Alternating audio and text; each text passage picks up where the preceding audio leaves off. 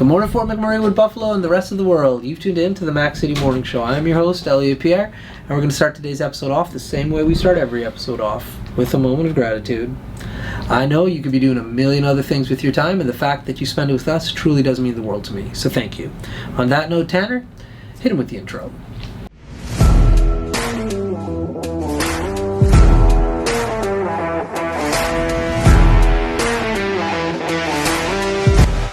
How's it going, you guys? It's Jake White, JJW, coming at you from Norrell Toyota in Fort McMurray.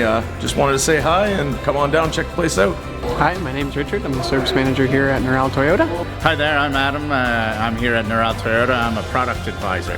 Hi, I'm Cass. I'm the appointment coordinator. Happy to help you. Hey, it's Keith Simpson here. I'm the general manager of Norrell Toyota, soon to be Fort McMurray Toyota. Pretty excited for our new dealership. As you've seen, you met all my staff.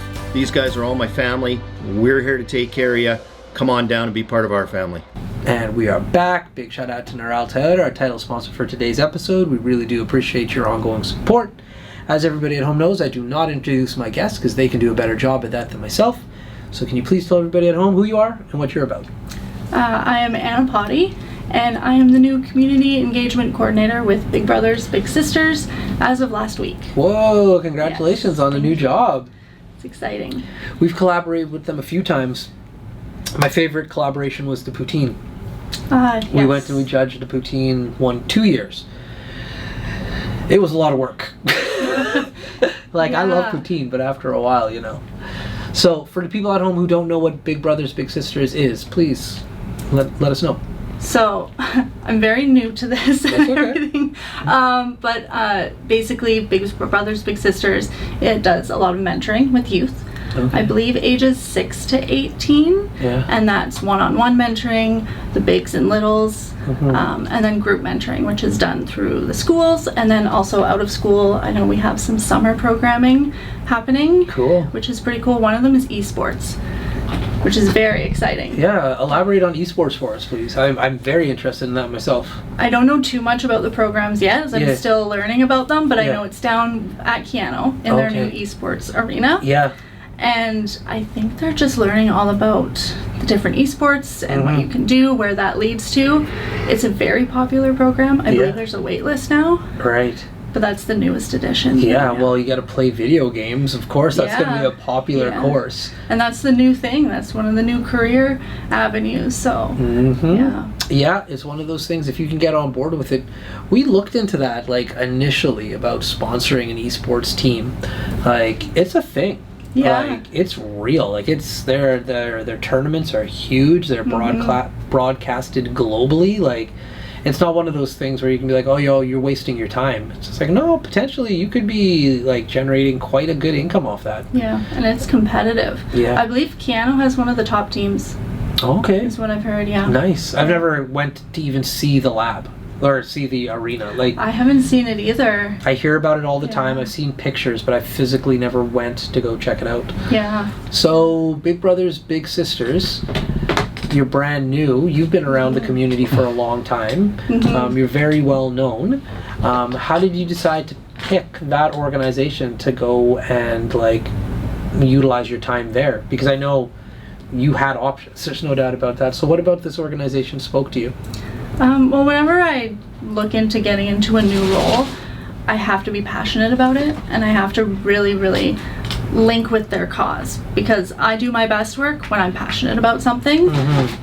Youth mentorship is something I definitely could have used in my childhood, so I see the importance of it, and so it was easy to jump on board with them. Yeah. I did take a break from working in the social sector for a bit, which was great. I got a little bit burnt out. Yeah. It takes a lot, especially through the fires and the flood and COVID and everything. So I took a little break, and then I felt like I missed it so much. I wanted to get back involved with the community, and that opportunity was shared with me, and I just jumped at it. I was like, absolutely. That's awesome. Yeah. No, because it is definitely when you work with any form of non-for-profit and you're in there, you see what the day in, day out, it's work. I could see how burnout is a thing. But obviously, and you can see it. Anybody who works with any non-for-profit, if you spend any time, you can see they're passionate.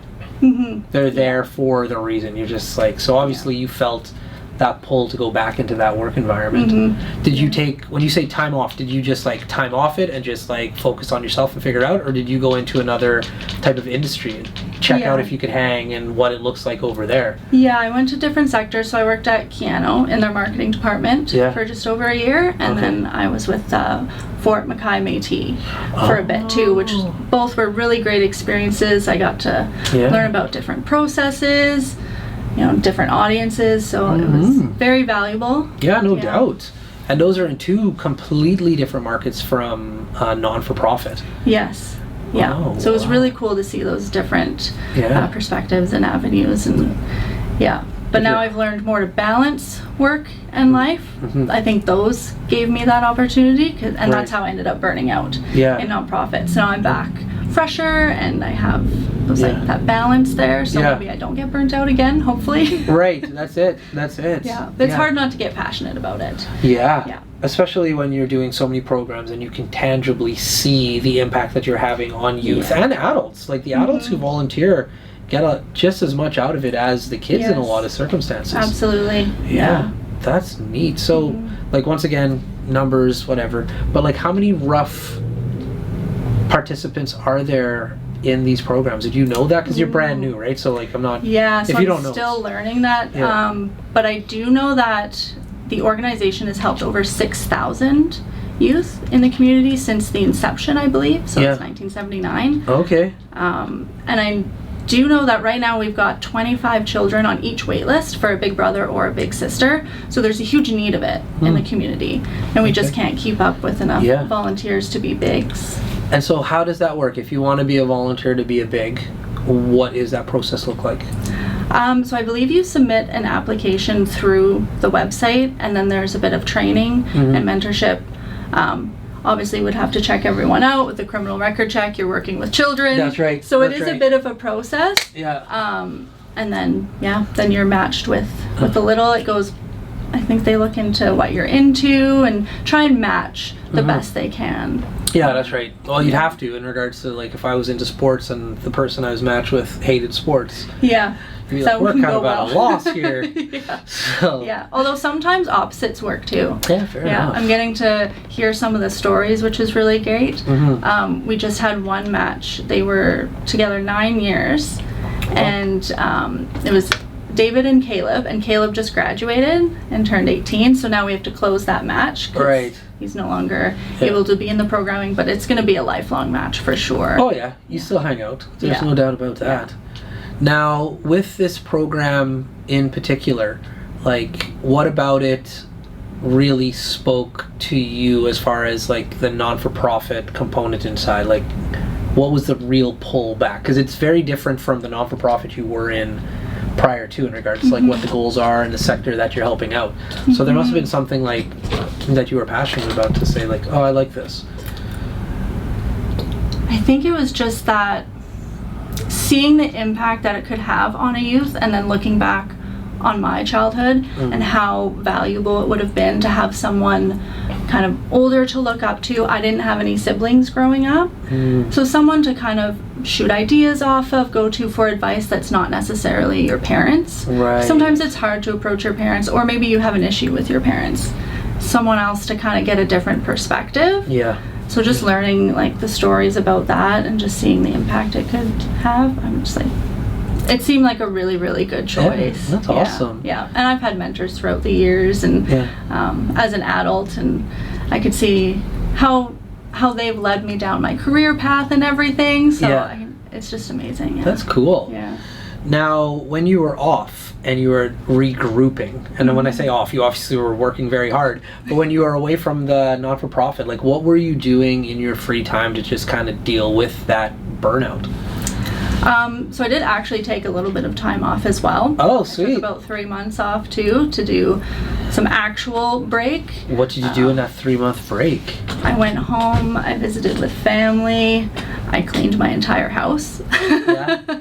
And I just like took walks, a lot of long walks with no music, no nothing.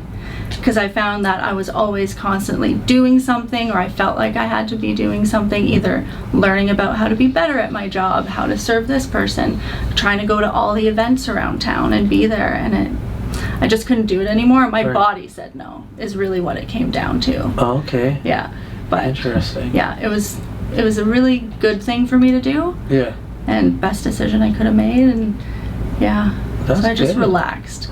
I don't think I knew how to before. Yeah. Well, that's why I asked the question. Like, so many people, when they say I'm burnt out, like, it's very easy. Well, at first people don't even know that they're burnt out, and then when it actually happens, you're just like, you've passed the point of no return. Yeah. And so then when you're dealing with that, like you said, most people are like, well, I only know how to do what I know how to do, which is currently work.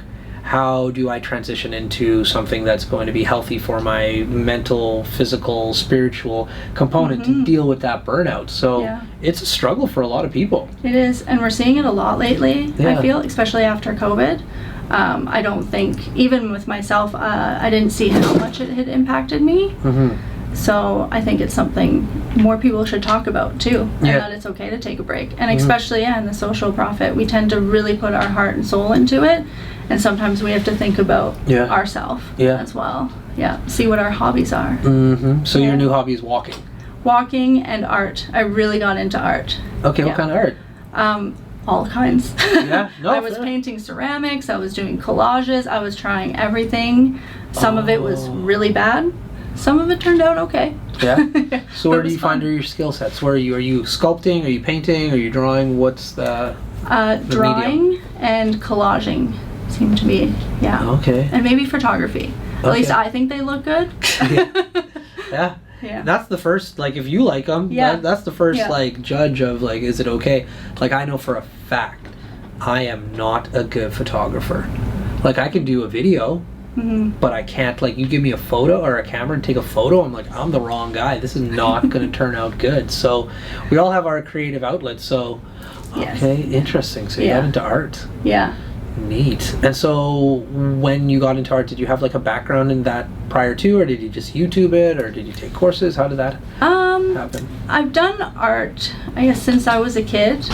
I was actually just going through some old boxes when I was visiting family and saw my old artwork, and I think I kind of lost it because I was just so focused on work. Yeah, of course. But I did put art and creativity into work through graphic design and stuff like that, so I was still always doing it, but I kind of strayed away from just doing it for fun. That's nice that you got back into a passion that you kind of forgot about. Yeah. It's a hard thing. Burnout's real.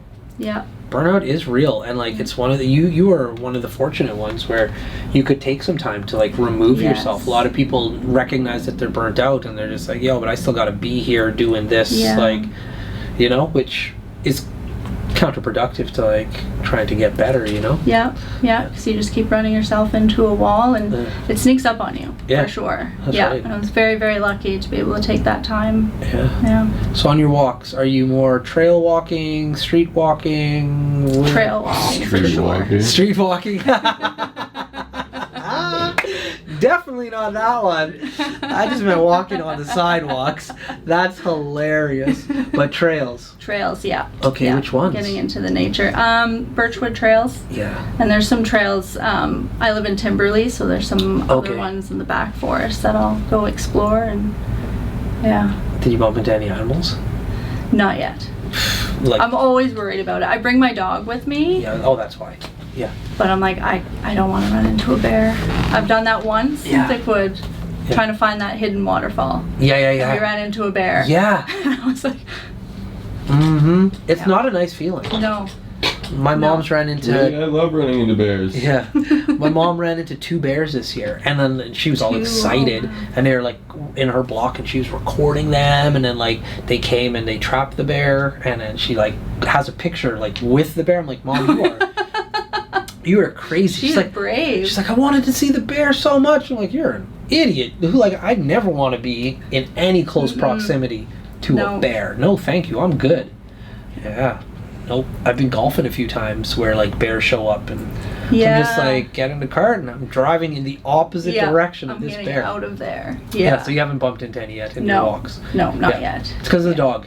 Yes. That's really smart of you.